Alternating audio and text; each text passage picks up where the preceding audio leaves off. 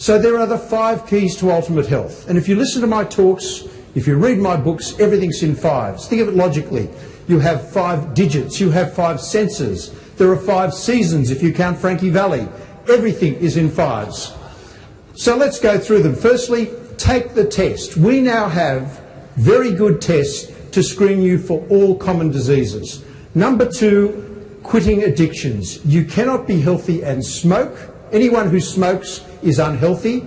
You cannot be healthy and drink too much alcohol, and you cannot be healthy and use any illegal drugs. Number 3, what you put in your mouth. Eat less and eat more naturally. That's all you need to know about nutrition.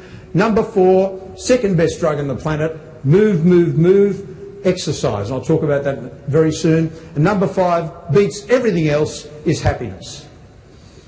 So, when you look at people, as John has just said, you can look at someone and guess what sort of person they are, guess what sort of personality they have. But can you look at them and say, this person's healthy? Well, you see here, on your left, Jim Fix wrote the complete book of running. He was a marathon runner, had run multiple marathons, died at the age of 52 of a heart attack. But then you see Winston Churchill, who did all the wrong things, smoked, drank, was significantly overweight, died at 91. You cannot look at someone and say, you're healthy, you're not. It just doesn't work like that. And I want to tell you a story about a patient of mine who wanted to walk the Kokoda Trail in New Guinea. He was 65 years old, and his daughter had a dream. His daughter had a dream that he died on the Kokoda Trail. So she insisted that the man came in to see me for a heart checkup. So we did a test called a stress echocardiogram, where you take a picture of the heart before and after exercise. And at the end of the exercise, he had no symptoms. The ECG bit was all normal, but the stress echo was very abnormal. And I said, let's forget about the Kokoda Trail and think about the local hospital, where he had severe triple vessel disease and needed coronary artery bypass grafting. He would have died on the Kokoda Trail. If anyone here over the age of 45, 50 wants to perform any sort of high-level activity, I strongly advise you to have a full cardiovascular checkup beforehand. You may recognise this extremely handsome young man here. In 1999, I introduced this technique into Australia. This is called CT scanning of the coronary arteries. No dye, no injections, takes a picture of your arteries, a bit like this. And if you look at the one on the left, that's a completely normal heart.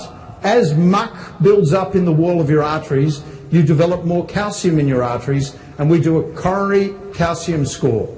Now, once it's over like that, which is a score above 400, that is what I call the don't read Tolstoy ranking, stick to small pamphlets.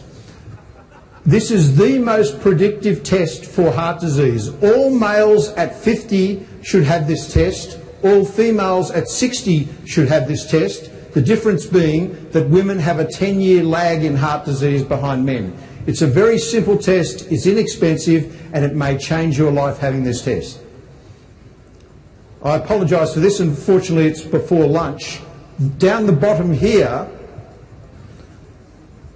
that is a bowel cancer in your colon. And bowel cancer is completely preventable. But the only way it's preventable is to have the checkup. And I think all people at 50 years old should have a colonoscopy at least once in their life.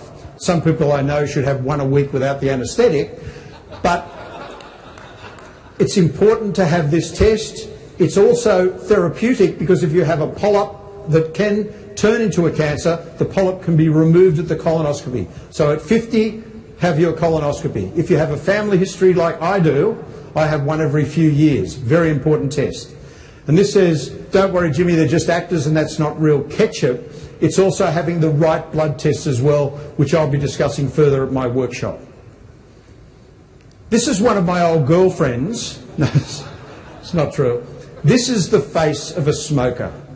There's nothing glamorous about smoking. It kills people. That's all it does. I should shut up because it's very good for my business. I see a lot of people for a very short period of time.